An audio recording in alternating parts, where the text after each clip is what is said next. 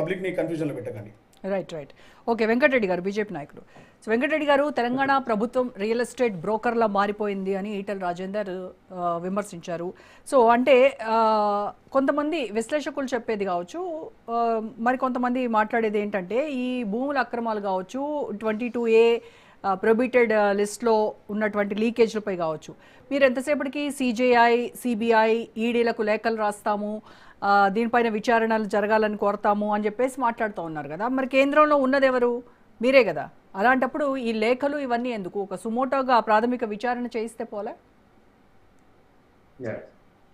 అందరికీ good evening. మీకు అలాగే రాజనేష్ వీక్షకులకి. ఇక్కడ ఇప్పుడు మీరందరూ కరెక్టే, చేయాలంటే ఇప్పుడు సిబిఐ కూడా రావాలి అంటే మరి సిబిఐ కన్సెంట్ ఎవరు రద్దు చేసుకున్నారు? లోపలికి రావద్దు, తెలంగాణ రాష్ట్రంలో మేము దోపిడీ చేస్తాం, దోచుకుంటాం, దాచుకుంటాం అని చెప్పేసి బీఆర్ఎస్ హయాంలో కేసీఆర్ గారు సిబిఐ రావద్దని చెప్పి చెప్పారు కదా. అందుకని ఇప్పుడు కూడా అదే కంటిన్యూషన్ అవుతా ఉంది. అంటే బీఆర్ఎస్ హయాంలో ఏ విధంగా జరిగిందో, ఏ విధంగా దోచుకున్నారు, దాచుకోవడం, కాంగ్రెస్ ప్రభుత్వం కూడా అదే చెప్పిందా?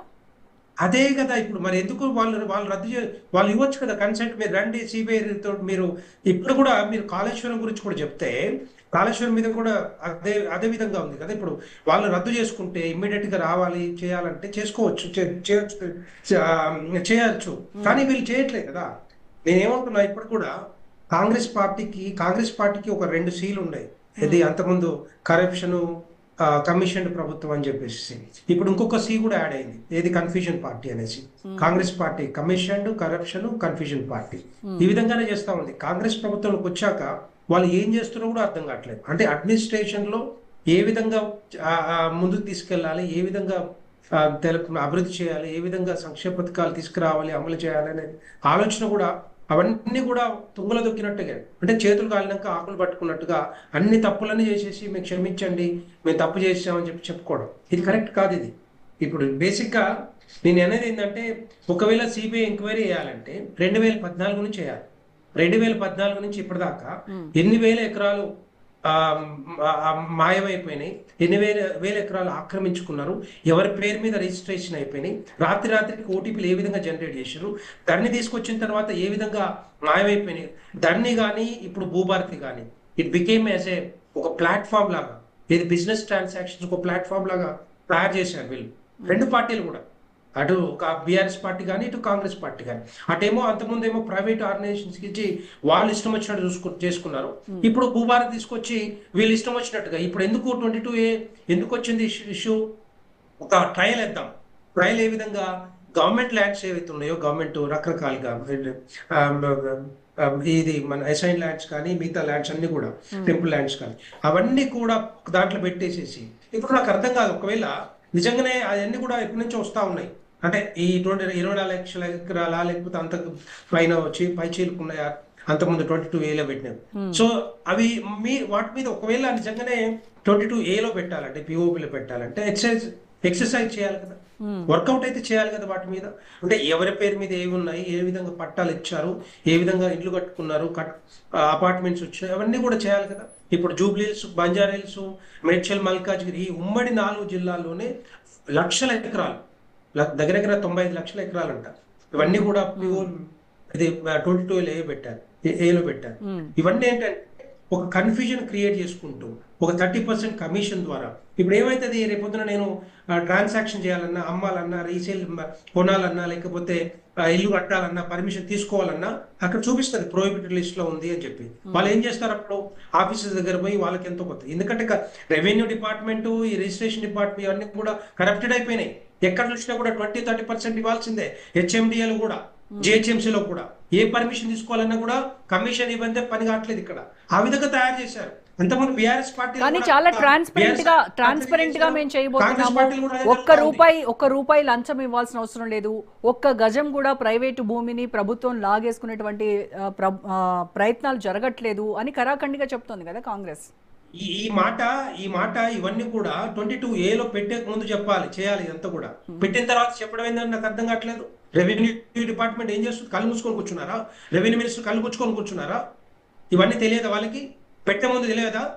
ఇవన్నీ పట్టాలు ఇచ్చినాము. ఎందుకంటే 2 జీవోల ద్వారా కూడా 166 జీవో కానీ 59 జీవో ద్వారా ఎన్నో వేల ఎకరాలు పట్టాలు ఇచ్చారు. ఇల్లు కట్టుకోమని చెప్పి ఇల్లు కట్టుకున్న వాళ్ళకి రెగ్యులరైజ్ చేశారు. అవన్నీ తెలియదు వీళ్ళకి, కళ్ళు మూసుకొని చేశారు. ఇవన్నీ కూడా వచ్చిన తర్వాత ఇప్పుడు అయిపోయిన తర్వాత నేను సారీ అపాలజీ చెప్తున్నాను ఏంటి నాకు అర్థం కావట్లేదు. ఇప్పుడు 6,000 కేసులు ఉన్నాయి మేడ్చల్ మల్కాజ్గిరి అప్లికేషన్స్ 6,000 అప్లికేషన్లు పెట్టుకోవాలా మీకు తెలియదా? ఏ విధంగా భూభార్ తీసుకొచ్చిన తర్వాత మక్కి ధరని ఎట్లాగా ఉండదు దాన్నే సేమ్ కాపీ పేస్ట్ చేసి భూభార్ తీసుకొచ్చారు. నేను రకరకాల చేంజెస్ తీసుకొస్తాం, రకరకాల మాడ్యూల్స్ తీసుకొస్తాం, అందరికి ఈజీగా ఉంటుంది, రిజిస్ట్రేషన్ చాలా ఈజీగా అవుతుందని చెప్పేసి. అంతకుముందు కూడా ఇదే మాడ్యూల్స్ కలెక్టర్స్ కి ఇచ్చారు అధికారాలని. కొంతమంది కలెక్టర్స్ కూడా కరప్ట్ అయిపోయారు. మనకు తెలుసు ఎంతమంది మీద కేసులు ఉన్నాయి, ఎంతమంది పక్క తప్పించారు, వాళ్ళు కూడా ఉన్నారు దీంట్లో. నేనేమంటున్నా, ఇలాంటి ఎంక్వైరీస్ వేయాలంటే ఇవన్నీ అక్రమాలు ఏవైతే జరిగినాయో అవన్నీ బయటికి రావాలంటే 2014 నుంచి ఇప్పటిదాకా ఎవరి పేరు మీద ఎన్ని ఎకరాలు రిజిస్టర్ అయిపోయినాయి, ఎన్ని ఓటీపీలు జనరేట్ చేసి రాత్రికి తర్వాత ఎన్ని వేల ఎకరాలు దోచుకున్నారు అని చెప్పేసి ఇవన్నీ కూడా ఎంక్వైరీ రావాలి. ఎందుకంటే చాలా కంపెనీస్ కి ఇచ్చి వేల కోట్లు సంపాదించిన వాళ్ళు ఉన్నారు ఇక్కడ. అవన్నీ కూడా బినామీల పేర్ల మీద ఉన్నాయి. అవన్నీ కూడా బయటకు రావాలి. హరీష్ రావు గారు డిమాండ్ చేసినట్టుగానే మేము కూడా డిమాండ్ చేస్తా ఉన్నాం. చేయండి, మీకు దమ్ము ధైర్యం ఉంటే. ముందు నుంచి ఇప్పటిదాకా చేయండి, 2014 నుంచి ఇప్పటిదాకా. ఏం మీ సొంత జాగిర్ అన్నట్టుగా ఇష్టం వచ్చి అమ్ముతా అంటే ఇప్పుడు బీఆర్ఎస్ నాయకులు కూడా చెప్తా ఉన్నారు. వీళ్ళ హయాంలో కూడా కదా అమ్మేది, వేల ఎకరాలు అమ్మారు కదా, 100 కోట్లు 120 కోట్లతోటి ఎకరం. ఎందుకు అమ్మారు మీరు? ప్రజలకు ఇవ్వాలని లేదు. అప్పుడు ఇట్లా ఆలోచన వస్తుందా? ఇట్లా హరీష్ రావు గుర్తొస్తుందా? ఇవన్నీ కూడా ఏంటంటే ఈ 2 ప్రభుత్వాలు కూడా కరప్టెడ్ ప్రభుత్వాలు. ఈ తెలంగాణ రాష్ట్రంలో వీళ్ళు మాట్లాడే అర్హత కూడా లేదు చెప్పాలంటే. ఇది వీళ్ళని తీసుకొచ్చింది ఎందుకు, వీళ్ళని గెలిపించింది ఎందుకు? తెలంగాణ రాష్ట్రానికి ఒక 3 కోరికలు ఉండే రాష్ట్ర ప్రజలకు, నీళ్లు, నిధులు, ఉద్యోగాలు అని చెప్పి. వాటి మీద ఎక్కడ కూడా చేయలేదే ఇప్పుడు దాకా.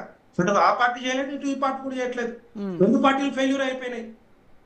పేద ప్రజల్ని మభ్యపెట్టి ప్రభుత్వంలోకి వచ్చిన తర్వాత వాళ్ళ ఇష్టం వచ్చినట్టు చేసుకుంటూ పోతా ఉంటున్నారు. ఏం చేస్తున్నారు చెప్పండి? వీళ్ళు కూడా ప్రభుత్వ భూములు అమ్మడం, 1000 కోట్లు రావడం, ఆ 1000 కోట్లు వెళ్ళిపోతున్నా కూడా తెలియదు.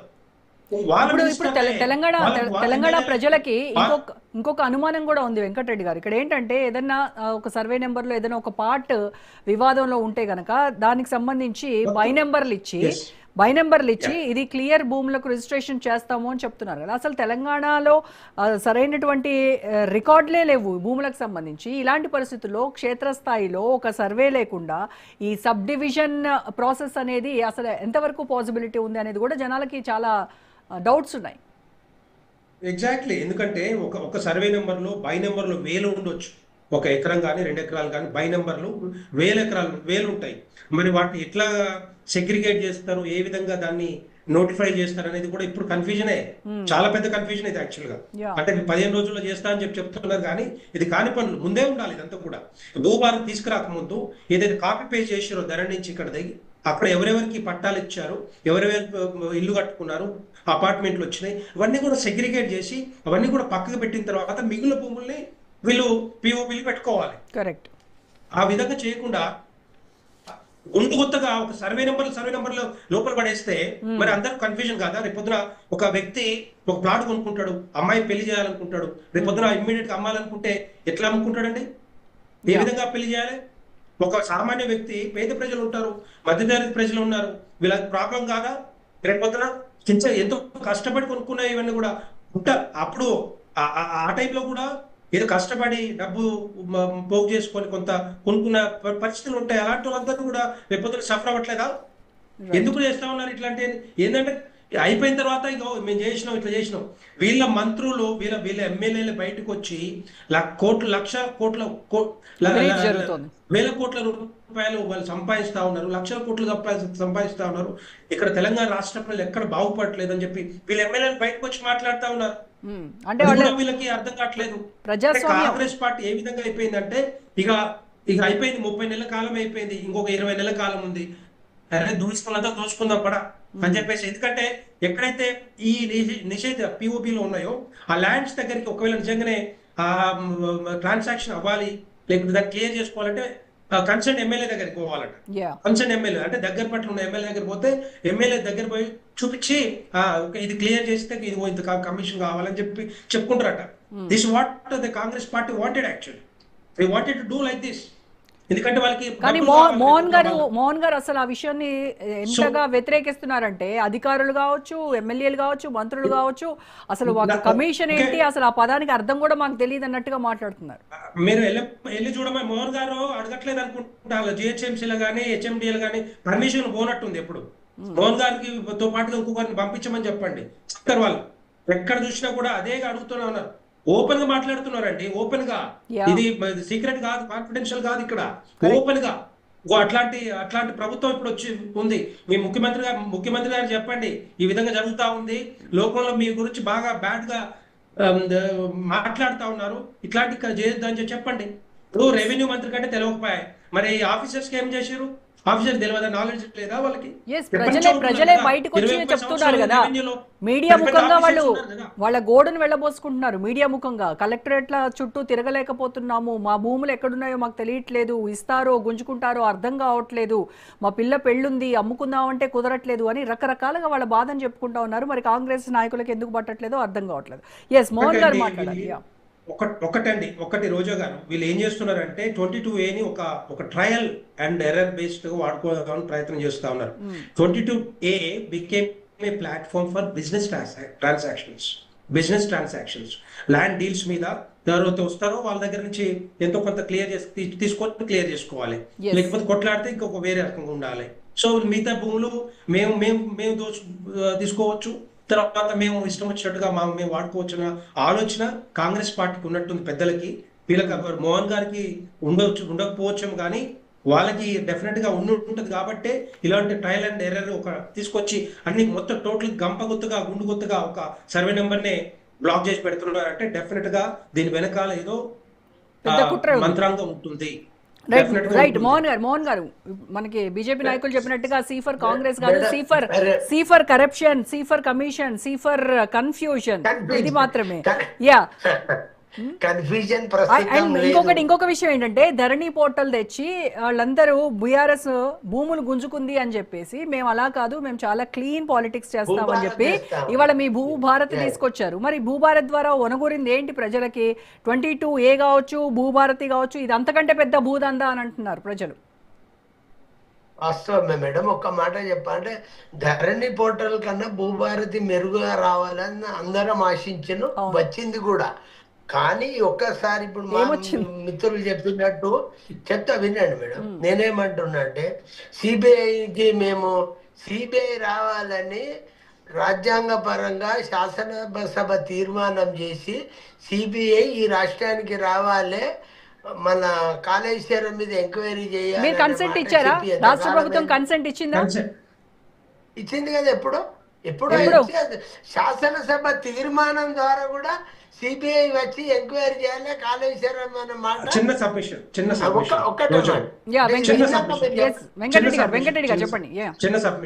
మోహన్ గారు, ఇంకో పీస్ బేస్డ్ మీద సిబిఐ ఎంక్వైరీ కాదు. ఈ తెలంగాణ రాష్ట్రంలో అవినీతి అక్రమాలు ఎక్కడ చేసుకున్నా మీ ఇష్టం వచ్చినట్టు ఎప్పుడైనా రావచ్చు అని చెప్పి కన్సెంట్ ఇవ్వమని చెప్పండి. కాళేశ్వరం ప్రాజెక్టు మీద ఒక్కటే కాదు, ఏం కాళేశ్వరం ప్రాజెక్ట్ మీద ఒక్కటే అయితే మీకున్నటువంటి అభ్యంతరం ఏంటి? నో వెంకటరెడ్డి గారు స్ట్రైట్ క్వశ్చన్. కాళేశ్వరం గురించే వాళ్ళు ఇచ్చారు కన్సెంట్ అనుకుందాం, మరి కాళేశ్వరం ఒక్కదానిపైన విచారణ చేయడానికి మీకున్నటువంటి అభ్యంతరం ఏంటి? ఏమంటున్నంటే వెంకటరెడ్డి గారు మిమ్మల్ని నేనేమంటున్నంటే, మేము అడిగింది ఒకటే కాళేశ్వరం కాదు, ఒక కాళేశ్వరం ప్రాజెక్టు 3 బ్యారేజీలు కాదు, కాలువలు కానీ మోటార్లు కానీ మిగతా టోటల్ గా 9,000-10,000 కోట్లది కాదు, 1,00,000 కోట్లు ఏదైతే ఖర్చు పెట్టారో వీళ్ళే చెప్పారు కదా. ప్రభుత్వం రాకముందు మేము వచ్చిన తర్వాత దాని మీద ఎంక్వైరీ చేసి బొక్కలేస్తాం, చెర్లపల్లి జైలు వేస్తాం, తర్వాత 1,00,000 కోట్లు కక్కించి తెలంగాణ ప్రజలకి ఉంచుతామని చెప్పిన కాంగ్రెస్ పార్టీ ఎంక్వైరీ చేసి 9,000 కోట్ల మీద బ్యారేజ్ మీద ఎందుకు వేస్తున్నారని, ఒక్కటే బ్యారేజ్ మీద 95,000 కోట్లు 1,00,000 కోట్ల మీద ఎందుకు వేయలేదు? దాని గురించే ఇప్పుడు మొత్తం టోటల్ గా ఏమని చెప్పండి. ఇప్పటికీ నేను డిమాండ్ చేస్తా ఉన్నాను కాంగ్రెస్ పార్టీని, టోటల్ కాళేశ్వరం ప్రాజెక్టు మీద మీరు ఎంక్వైరీ క్వాలిఫై చేయండి, ఒకసారి రాయమని చెప్పండి, ఒకసారి మీరు శాసనసభలో అందరికీ పెట్టండి, చేయండి. రెండో పాయింట్, మీరు కన్సెంట్ ఒక నిమిషం వెంకటరెడ్డి గారు, సిబిఐకి మేము డోర్స్ ఓపెన్ చేస్తున్నాం, ఇమ్మీడియట్ రాయండి. రైట్ మీరు కేసీఆర్ గారు ఎందుకు రద్దు చేసుకున్నారు? ఇక్కడ మీ ఇష్టం వచ్చేది చేసుకోవచ్చు, ఎవడైనా మాట్లాడి ఎవడైనా ఏమైనా చేసుకొని అని చెప్పారు, రానివ్వకుండా చేశారు. ఇప్పుడు మీరు చేయండి ఆ పని. 2014 రైట్ వెంకటరెడ్డి గారు, ఎస్ టైం లేదు మనకి, మాట్లాడండి. మోహన్ గారు మాట్లాడండి. నేనేమంటున్నా మేడం, నేనేమంటున్నా, మొదలు సిబిఐ కాళేశ్వరం ఎంక్వైరీ చేయమనే మాట చెప్పినాము, మొదలు అది చేసి చూపించినాక తప్పక అవినీతి జరిగితే అప్పుడు మీకు ఒక నమ్మకం వచ్చిన తర్వాత మిగతా అన్ని కూడా అప్పగించమని అడుగుతారా? వినండి మేడం, రాష్ట్ర ప్రభుత్వం చేస్తున్న సందర్భంలో అవినీతి అతిగా జరిగింది అనే ఒక అనుమానం వచ్చి రాష్ట్ర కమిటీ కూడా చాలా సార్లు రాష్ట్ర ప్రభుత్వం కాళేశ్వరం మీద ఎంక్వైరీ చేసి కదా 1-4 మాటల క్షేత్రస్థాయిలో సంబంధిత శాఖ మంత్రి ఉత్తమ్ కుమార్ రెడ్డితో పాటు ముఖ్యమంత్రితో పాటు చాలా మంది ఫిజికల్ వెరిఫికేషన్ చేసినాకనే ఇది తప్పు జరిగిందని ఒక నిర్ధారణ రాష్ట్ర ప్రభుత్వం వచ్చినాకనే తప్పు జరిగిందని చెప్తే సరిపోతుందా సార్? ఒక నిమిషం మోహన్ గారు పేపర్ లీకేజ్ అయింది, తప్పు జరిగింది అని చెప్పి ధర్మేంద్ర ప్రధాన్ ఒప్పుకున్నారు కదా, మరి మీరెందుకు ఆయన రాజీనామాకు పట్టుబట్టారు చెప్పండి? మరి అలాగే ఇక్కడ కూడా అదే కదా, తప్పు జరిగింది, సారీ చెప్పారు, కాదు నైతిక బాధ్యత వహిస్తూ రాజీనామా చేయాలి అని చెప్పి డిమాండ్ చేస్తున్నారు కదా. వినండి మేడం, నా మాట వినలే. కాళేశ్వరంలో వారు ఏమన్నారంటే అన్నిటికి ఒక్కసారి మూకుమ్మడిగా ఒక తీర్మానం ఇవ్వాలంటే నేనేం మొదలు ఒకటి ఇచ్చిండ్రు కదా, దాని మీద మరి బీజేపీ ప్రభుత్వం స్పందించి ఇప్పటి వరకు దాని గురించి అడగట్లేదు, దాని గురించి మాట్లాడట్లేదు, నేను దాని గురించి మాట్లాడట్లేదు. పొంగులేటి శ్రీనివాస్ రెడ్డి సమాధానం చెప్పారు, సారీ చెప్పారు, టెక్నికల్ గ్లిచ్ అని చెప్తున్నారు కదా, మరి నేను కూడా అదే మాట చెప్తాను. సారీ చెప్తే సరిపోదు, దీనికి నైతిక బాధ్యత వహిస్తూ సదరు మంత్రి రాజీనామా చేయాలి అని చెప్తున్నారు, డిమాండ్ చేస్తున్నారు. వినండి మేడం, నైతిక బాధ్యత వహించి ఆయన బాధ్యత తీసుకున్నాడు కాబట్టే, కొత్త తప్పులు అర్థమైనాయి కాబట్టే నెలాఖరు లోపట నీకు సరిదిద్దే బాధ్యత నేను తీసుకుంటున్నానమాట ముఖ్యమంత్రి చెప్పాడు, సంబంధిత శాఖ పొంగులేటి శ్రీనివాసరెడ్డి చెప్పాడు. ఇప్పుడు ఈ నిషేధిత ఆంక్షలనే విషయంలో ప్రభుత్వ భూములు ఉంటాయి, వక్ఫ్ ఉంటాయి, ఎండోన్మెంట్ ఉంటాయి, అసైడ్ ఉంటాయి, కోర్టు డిస్ప్యూట్ కూడా ఉంటాయి, రకరకాల భూములు నిషేధిత జాబితాలో ఉంటాయి మేడం. దీని గురించి నేను అనేది ఒక్కటే మేడం, ఒక తప్పు జరిగిన సందర్భంలో అధికార పార్టీ తప్పని ఒప్పుకొని సరిదిద్దుతామనే ఒక విశ్వాసాన్ని ప్రభుత్వము ఇంకా ఈ పార్టీలన్నీ గందరగోళం సృష్టించే ప్రయత్నం చేస్తా ఉన్నాయి. దయచేసి అది మంచి పద్ధతి కాదన్నమాట నేను చెప్పాలి. మళ్ళీ సెప్టెంబర్ ఫస్ట్ వీక్ లో కూడా మనం దీని గురించి డిబేట్ చేస్తాం ఖచ్చితంగా. ఈ ప్రభుత్వం చేసి చూపిస్తుంది కూడా నేను ముందు చెప్తున్నా. రైట్ హరీష్ రెడ్డి గారు ఫైనల్ గా చెప్పండి. సో మొత్తానికి చేసి తీరుతామని చెప్తా ఉన్నారు. ఇప్పుడు మరి బీఆర్ఎస్ నాయకులకు ఉన్నటువంటి అభ్యంతరాలు ఏంటి? ఇంకా ఈ మంత్ ఎండింగ్ లోగా చేస్తామంటున్నారు కదా. వాళ్ళు చేసి తీరుతాం